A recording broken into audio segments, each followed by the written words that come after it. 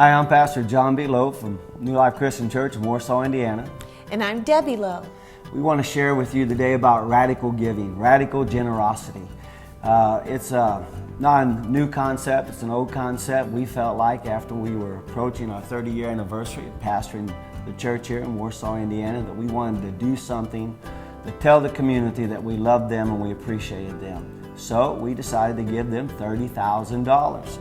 And the way we did that is by dividing that up, passing out a certificate to each one of our congregation families of $130 that was redeemable to the person that was the recipient.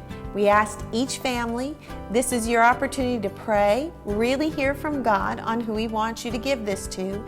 You can't give it to a family member, you can't give it to a friend or another member of the church, but it had to be a stranger.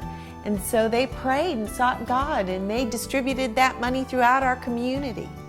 So one of the families actually prayed, and one of the children said, I had a dream last night who we're supposed to give it to. We need to go to Walmart right now. So he went to Walmart, they walked around, he had already described the person, they walked right up to him, handed them the certificate, the person cried, they prayed right there in Walmart, and then they had to bring it back to the church office to redeem that certificate. And what happened then? We got an opportunity to, meet the people that were receiving the money. They'd come in and they'd be like, okay, what's the hook? What's the catch? Do we have to go to church here? And we said, no, we just want you to know Jesus loves you and we love you. And we're so grateful for what God has done in allowing us to pastor in this community for 30 years.